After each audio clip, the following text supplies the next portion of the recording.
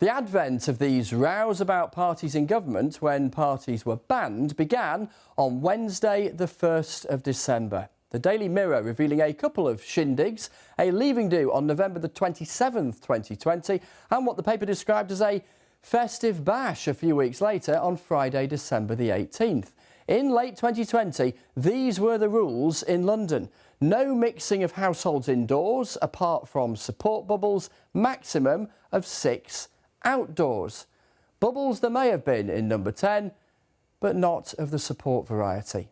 The Prime Minister said, "What I can tell the right honourable gentleman is that all guidance was followed completely during number 10. A week later, though, ITV News got hold of a mocked-up news conference involving the Prime Minister's advisers, which had been recorded on Tuesday, December the 22nd, 2020, a few days after that party. On Twitter, but there was a Downing Street Christmas party on Friday night. Do you recognise those reports? I went home. Hold on.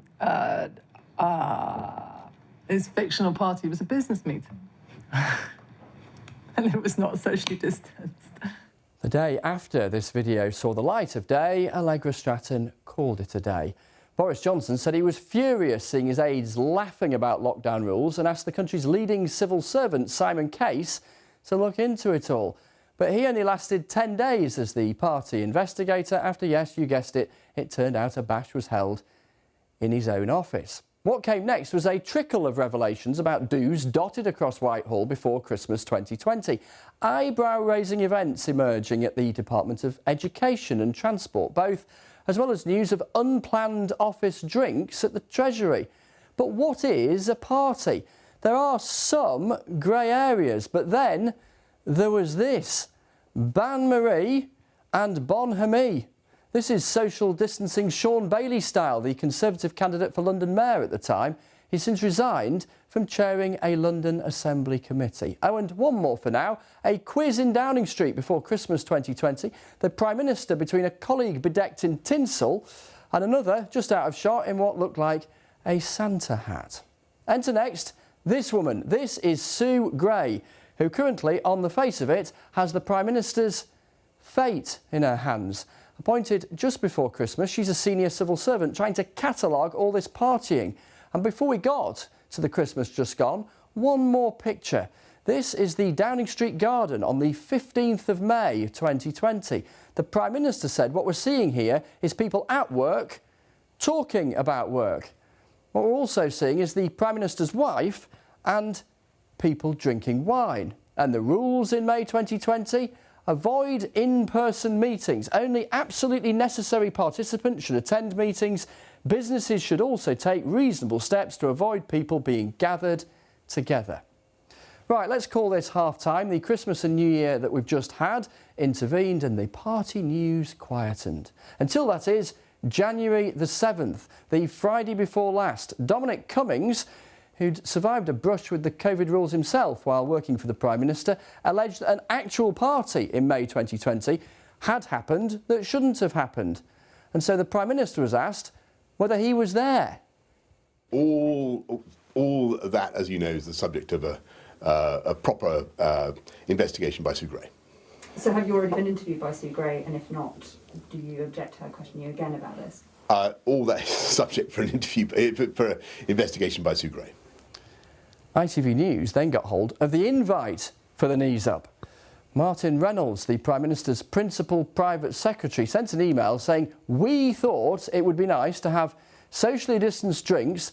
Bring your own booze." A reminder of the rules at the time. Schools were closed for most, pubs were closed, restaurants were closed. Cue a more contrite Boris Johnson.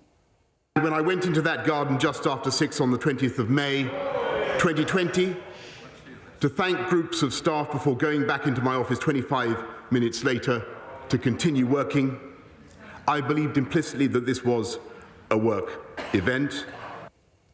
It prompted the Labour leader, Sir Keir Starmer, to do something he had not done before. He was hosting boozy parties in Downing Street. Yes. Is he now going to do the decent thing and resign?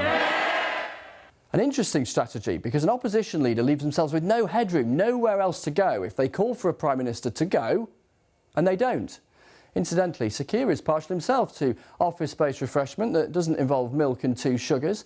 Here he is last spring while campaigning ahead of the Hartlepool by-election, which they lost. The rules at the time: you must not socialise indoors except with your household or support bubble. Labour say he was working and it didn't break the rules. Now, you'll remember this picture of the Queen sitting alone at the Duke of Edinburgh's funeral last April. Well, another story emerged this week, this time in the Daily Telegraph, which told us of 2 staff parties held in Downing Street the night before the funeral, during which an advisor acted as DJ, another was dispatched to the Co-op with a suitcase to stock up on wine. One of the do's was for this man, James Slack, the outgoing Director of Communications, and so in charge of communicating the rules that, well, his bash broke the rules. Mr. Slack with the messages didn't get the message, his own message, and now he's grovelling.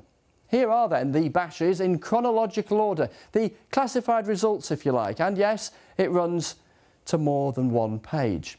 Any minister possessed of an ample mixture of loyalty and masochism has been offered to the airwaves, some of them sounding more convinced of their message than others. And it all ultimately leaves just one question. Do you think that Boris Johnson will still be the Prime Minister in a month's time? I think that I think he probably will be.